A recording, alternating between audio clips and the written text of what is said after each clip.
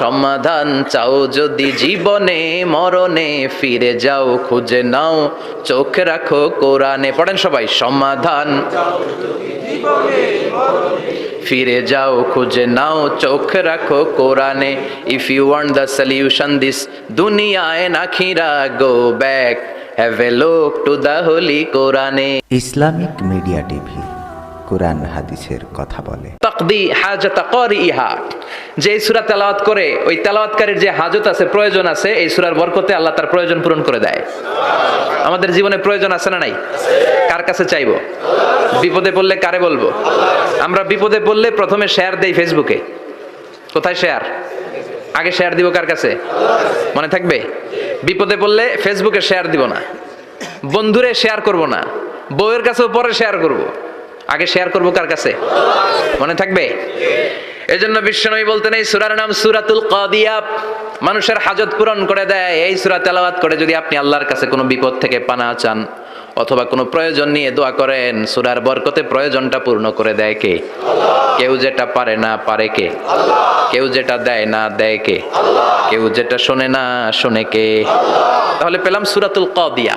আরেকটা নাম আছে সূরার, সেটা হচ্ছে সূরাতুল আযীমা, সুমহান সূরা।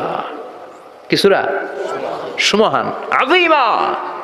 এই আযীম আর আযীমা এই শব্দ দুইটা অনেক দামি, আল্লাহ যে কোনো জায়গায় ব্যবহার করেন নাই।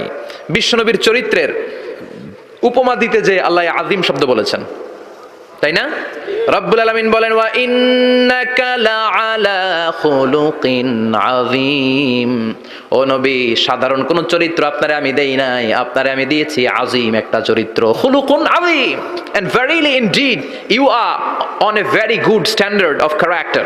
অসাধারণ চরিত্র দিয়েছি। বিশ্বনবীর চরিত্র বুঝাতে যে আল্লাহ কি শব্দ ব্যবহার করেছেন? কথা বলে না, তাফসীর শিখে যেতে হবে।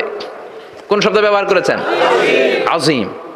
আবার আল্লাহ নিজের পরিচয় দিতে যে আযীম বলেছেন, ওয়ালা ইয়াউদুহু হিফযুহুমা ওয়া হুয়াল আলিয়্যুল আযীম। সুবহানাল্লাহ। আকাশ জমিনের নিয়ন্ত্রণ করতে যে আল্লাহ কখনো ক্লান্ত হয় নাকি? কারণ তিনি হচ্ছেন আল আলিয়্যুল আযীম। আল্লাহু আকবার। তার মানে নবীর চরিত্রের ক্ষেত্রে আযীম, আল্লাহর নিজের সত্তার ক্ষেত্রে আল্লাহ বললেন আযীম। আবার বললেন কিয়ামতের দিন গোটা পৃথিবীটারে আমি নাড়িয়ে দেব, গোটা পৃথিবীতে একটা আমি ভূমিকম্প দিব। এই কথাও কোরআনে আছে না নাই? ইযা জুলজিলাতিল আরদু জিলজালাহা আল কারিয়াতু মাল কারিয়া। পুরো পৃথিবী কাঁপিয়ে দিব। এই কাঁপাকাঁপিটা ওই দিনের ভূমিকম্পটা কি অন্যান্য সময়ের ভূমিকম্পের মতো হবে? এই ভূমিকম্পকে আল্লাহ বলেছেন আযীম। ইন্না জালজালাতাস সাআতি লা শাইউন আযীম। সেদিনের ভূমিকম্প সাধারণ কোনো আর্থকোয়েক নয়, সাধারণ ভাইব্রেশন না, এটা আযীম। আবার আল্লাহ কোরআনকেও আযীম বলেছেন, ওয়ালাকাদ আতাইনাকা সাবআম মিনাল মাসানি ওয়াল কুরআনাল আযীম। ও নবী, আমি আপনার নিত্য পাঠনীয় সপ্তবাক্য সূরাতুল ফাতিহা দিয়েছি, সাথে সাথে কোরআনে আযীম দান করেছি। সুবহানাল্লাহ। তার মানে কোরআনের ক্ষেত্রে আযীম, কিয়ামতের ভূমিকম্প এটা আযীম, আল্লাহ নিজেও আযীম, বিশ্বনবীর চরিত্র আযীম। আবার এই সূরাটাও যেহেতু দামি, এজন্য এই সূরার নাম সূরাতুল আযীমা, সূরাতুল সুমহান সূরা। এটা যেন তেন সূরা নয়, এটা তো কোরআনের কলব। কলব ছাড়া মানুষ বাঁচে? হার্ট ফাউন্ডেশনে যেয়ে দেখবেন মানুষের কি অবস্থা। হৃদরোগ, হৃদয় যার নষ্ট, তার যে কত কষ্ট। এই যে কি পরানো লাগে এখন? রিং পরায়, এনজিওপ্লাস্টি করে আর্টারি ব্লক করে ফেলে। চর্বি, এত চর্বি আমরা খাই, এত গরুর গোশত আমরা খাই। মনে রাখবেন, যেই প্রাণীর পা বেশি ওটার ভিতরে কোলেস্টেরল বেশি। মাছের কয় পা? হ্যাঁ, নাই, এখানে নাই, মাছের পাটা নাই, কোলেস্টেরল নাই। মুরগির কয় পা? জোরে বলতে হবে। তার মানে কিছু কোলেস্টেরল আছে না নাই? গরুর কয় পা? কোলেস্টেরল বেশি না কম?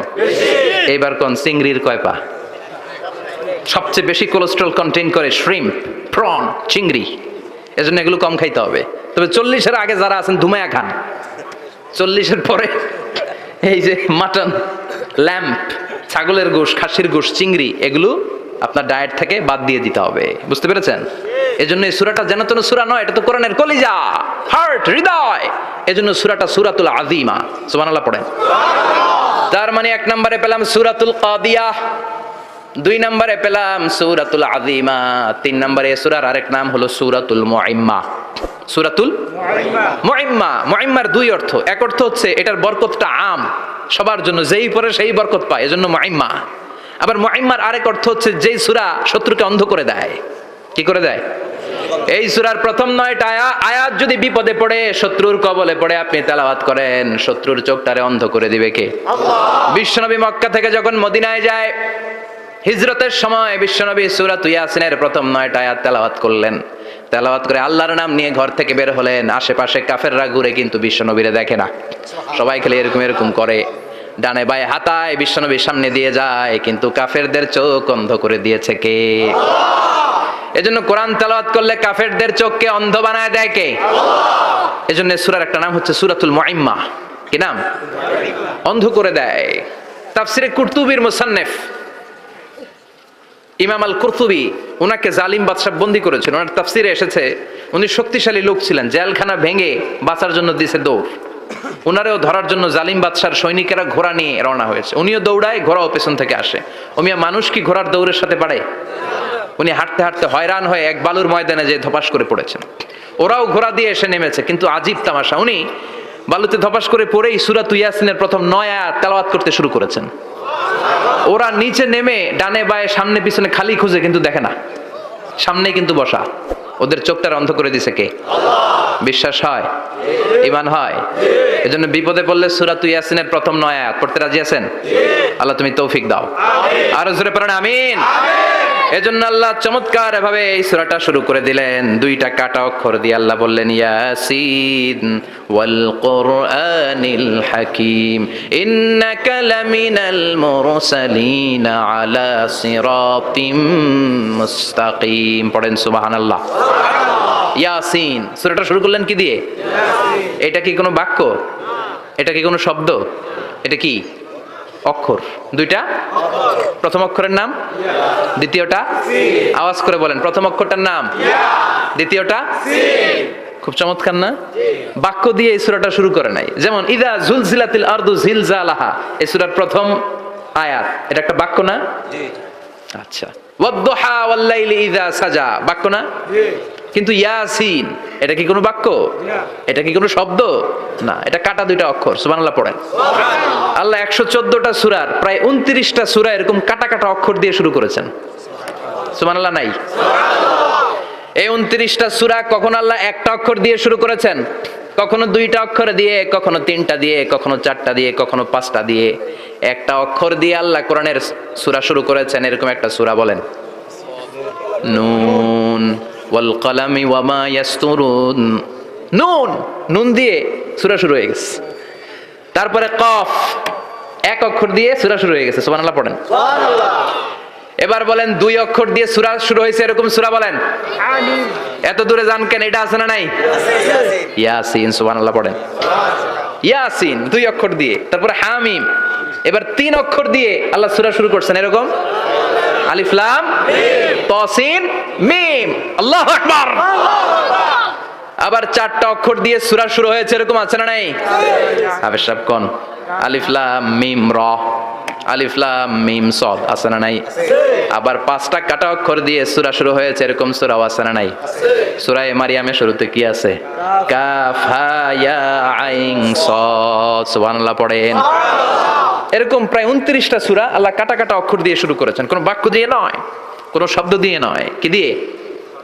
হারফ দিয়ে। হারফ, এই হারফগুলোরে বলে হুরুফ আত-তাহজ্জি বা হুরুফ আল-মুকাত্তাআত, কাটা কাটা অক্ষর। মনে রাখবেন কোরআনের আয়াতগুলো 2 ভাগে বিভক্ত, একটা মুহকাম, একটা মুতাশাবিহ। মুহকাম মানে যেগুলোর অর্থ আমরা জানি, যেগুলোর ব্যাখ্যা আমরা জানি, যেটা ইন্টারপ্রিটেশন এক্সপ্লেনেশন আমাদের জানা আছে। আর মুতাশাবিহ আমরা অর্থ জানি না, আমরা ব্যাখ্যা জানি না, এটা দিয়ে আসলে কি বুঝাইছে আমরা কেউ জানে না। জানে একজন, চিল্লায় বলেন তিনি কে? আল্লাহ বলেন ওয়া ইন কুনতুম ফি রাইবিম মিম্মা নাযালনা আলা আবদিনা ফাআতু বিসূরাতিম মিন মিসলিহি ওয়াদউ শুহাদাআকুম মিন দুনিল্লাহি ইন কুনতুম সাদিকিন।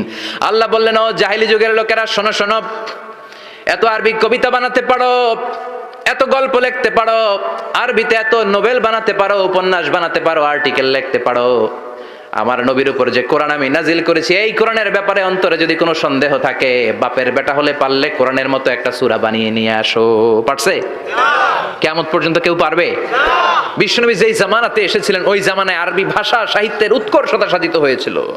আরবি ভাষার এতটা উৎকর্ষ পৃথিবী কখনো দেখে নাই। কবিতা, গদ্য, পদ্য, গল্প, উপন্যাস, রচনা, প্রবন্ধ, আর্টিকেলের সয়লাভ। এই ভাষা সাহিত্যিকদের চোখে আঙ্গুল দিয়ে আল্লাহ বুঝাতে চাইলেন, এত অর্থ করতে পারো, এত ব্যাখ্যা জানো, এত বড় বড় বুলিয়া ওড়াও, এত কিছু তুমি জানো, তাহলে বলো ইয়াসিন অর্থ কি?